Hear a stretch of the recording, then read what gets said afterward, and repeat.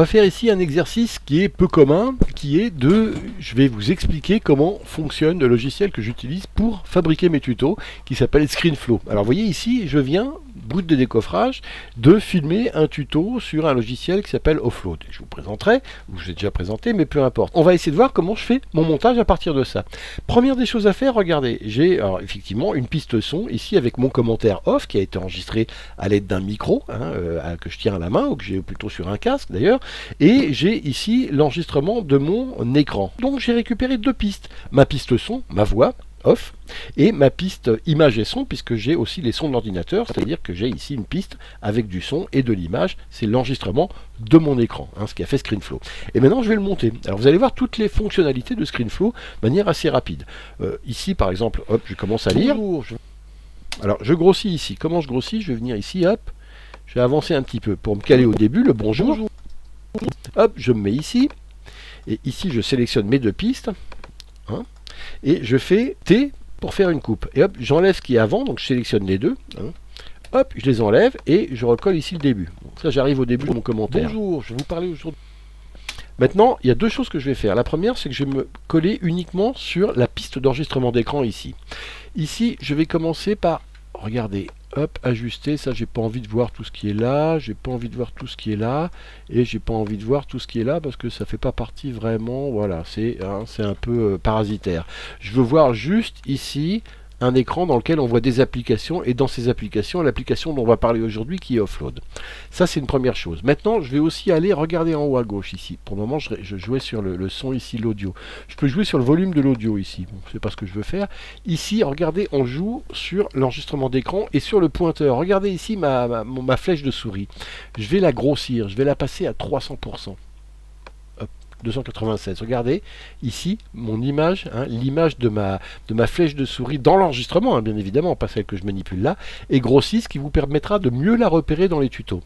Ensuite, je vais en plus ajouter un effet radar et un effet son lors du clic, ce qui fait qu'à chaque fois que je vais cliquer ici, j'ai un clic dans mon tuto, et bien vous allez voir un rond rouge s'afficher et un son qui correspond à ça. Je pourrais aussi afficher ici les frappes que je fais. Si j'ai des raccourcis clavier que j'utilise ici, je pourrais les afficher ici. Mais bon, c'est pas le cas pour le moment, donc allons-y une chose après l'autre. Donc vous voyez ici que j'ai grossi la flèche, première des choses. Maintenant, ce que je vais faire au début, c'est que je vais rajouter un titre pour dire, voilà, je fais un tutoriel sur une application qui s'appelle Offload. Alors je vais ici dans l'onglet T, hop, et je rajoute un texte. Donc je fais plus ici, et j'ai un texte ici. Donc je vais mettre ici, Offload, sécuriser vos cartes, vos images pendant le tournage. Bon, c'est peut-être un peu long, donc il va falloir que je recentre tout ça et puis que je fasse une ligne, donc bon, comme ça. Pendant le, oh là là, le sécurisez vos images au non, ça va faire sécuriser vos rushs pendant le tournage. Voilà. Hop, je fais ça ici, je sélectionne l'ensemble ici, et je vais par exemple faire ça. Je resélectionne ici mon titre et je vais le centrer un petit peu. Je vais changer la police, je vais mettre du Go Bold Bold par exemple, comme ça, Offload, et puis je vais changer la couleur. Je vais dire que ça par exemple, je vais le mettre en rouge, donc je change la couleur, je fais rouge. Et que tout le reste, je vais le mettre en jaune. J'aime bien, moi, cette opposition des couleurs. Voilà. Et je fais ça, et je le mets ici, je le centre ici. Et ici, vous voyez, bon, je trouve que ça prend trop de place, je vais le mettre en plus petit, ce titre-là. Donc je l'affiche en plus petit ici. Je redimensionne ici mes copies, voilà. Et je vais le mettre pendant à peu près une douzaine de secondes. Et je vais aussi, regardez, jouer sur les entrées de titres. C'est-à-dire mettre des effets. Plutôt que ce soit sec comme ça, regardez ce que je vais faire clic droit et je vais faire ajouter transition de début et de fin. Ma transition de début ici, je vais par exemple faire, je sais pas, barre percutante. Et puis ma transition de fin ici, je vais faire tournoyer. Et regardez ce que ça donne deux effets. Au début, barre percutante. Bonjour, je vous parle aujourd'hui d'une petite voilà, c'est ça la barre. Ça peut se régler, là, elle rentre de gauche à droite, mais regardez, si je fais ici, afficher l'inspecteur de transition, d'abord je peux jouer sur sa largeur, sur son angle ici, je peux faire 100 degrés plutôt que 180, et le décalage ici comme ça. Et regardez, la barre, elle ne va pas arriver de la même manière. Alors, j'ai ça ici. J'ai ajouté un titre ici. Ça, c'est une des choses qu'on peut faire. Il y a d'autres choses qu'on peut faire. Red Giant, ça fait partie de... Ici, par exemple, si je veux zoomer sur l'application qui est ici, c'est pas compliqué. Je sélectionne la piste enregistrement d'écran, la piste du bas, pas la voix, et je vais ici dans ma vidéo, dans l'onglet vidéo, et je fais action. Et regardez ici, j'ai une action vidéo qui va me permettre de faire un zoom. Donc ici, je grossis pour centrer sur l'application Offload, et regardez ce que ça fait, ça va zoomer. Hop là-dessus. Et ce zoom là, alors je peux le faire plus lent, hein, parce que là il est un peu rapide, je peux l'allonger comme ça, regardez, le zoom va être plus lent, hop, ici. Je peux aussi lui mettre des courbes de Bézier, atténuation en entrée et sortie, ce qui va donner quelque chose de plus rapide, vim, comme ça. Voilà, et vous voyez comment j'ai grossi ça ici. Alors là ici, je resélectionne ma piste enregistrement d'écran, je remets une action pour dézoomer. Alors je fais un dézoom ici, comme ça, pour remettre un petit peu plus de champ, ici, comme ça, voilà, on est là-dessus, par exemple, comme ça. Mais là, je vais décider que je veux montrer ici où on est. Hein. Donc je vais mettre une... regardez ce qu'on peut faire. On peut ici ajouter, regardez, une annotation.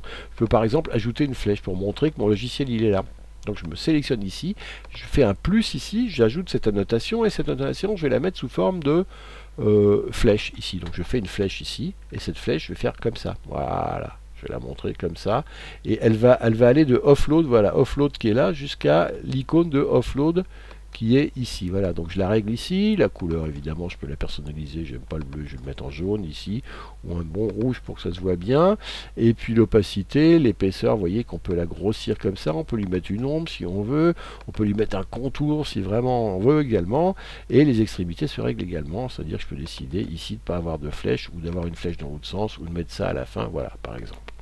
Donc j'ai une annotation qui arrive ici. Eh bien, on a un assistant qui est là avec... Et bon, alors effectivement, je peux régler sa longueur. Hein. Il suffit que je la rallonge ici, par exemple, jusque là. Hein. Hop, boum, boum, boum. Ça s'appelle Offload, et quand on ouvre voilà. Offload, il n'y a rien de plus simple. Voilà, donc on va l'enlever ici puisqu'elle ne joue plus. Donc on va la couper ici. Ça s'appelle Offload, et quand on ouvre Offload, il n'y a rien de plus simple. Donc là, on arrive sur le logiciel Offload. Alors, ici, mes couleurs, je vais les descendre ici. On va redimensionner. Donc je redimensionne ici. Vous vous souvenez que c'est là que ça se passe. Action. Donc je sélectionne avant ma piste du bas. Je fais action et je vais redimensionner. Hop, à l'échelle. Comme ça. Si ça ne suffit pas, je peux le faire aussi à la main comme ça. Et comme ça, pour être bien calé. Hein.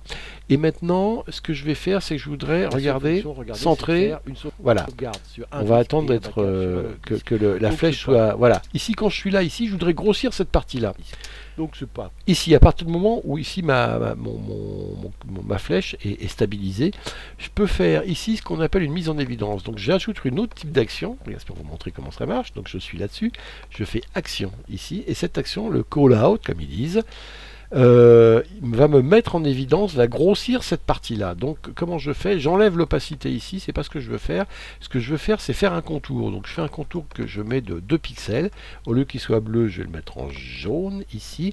Et je vais faire un zoom avant, regardez, pour zoomer dans la partie où je suis. Et mettre une bordure pour élargir la partie qu'on grossit.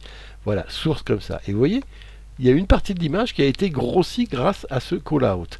Et donc je grossis ici. Là c'est un peu brutal. Si je veux fondre son entrée pour qu'il soit progressif, je fais un fondu d'entrée.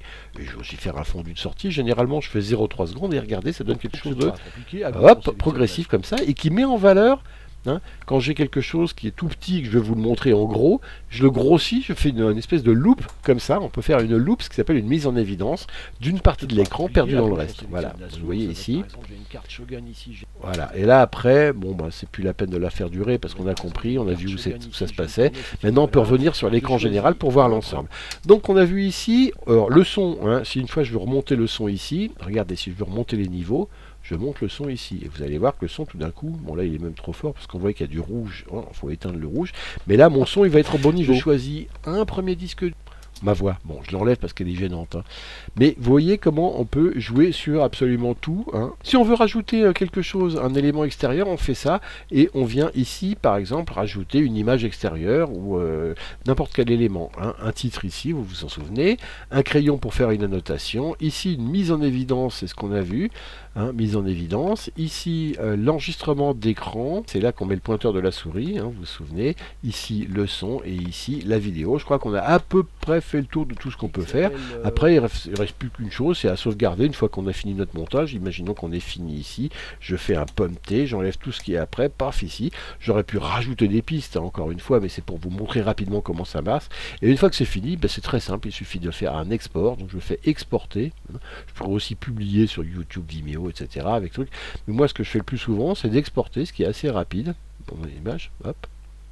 Et je fais offload MP4, hop, hop, pré-réglage web élevé qui est très bon, c'est un encodage H264, c'est comme ça que je fais. Je laisse l'échelle à 100% pour avoir toute la taille de mon écran, ce qui fait une image à 1920 par 1200. Je coche généralement l'utiliser le flou cinétique et je fais exporter. Et de cette manière-là, hein, je vous délivre mes tutoriaux. Voilà tous les secrets de fabrication de mes tutoriaux et surtout voici comment fonctionne en gros le logiciel ScreenFlow 5 qui est un logiciel de montage de prise d'écran. Merci et à bientôt.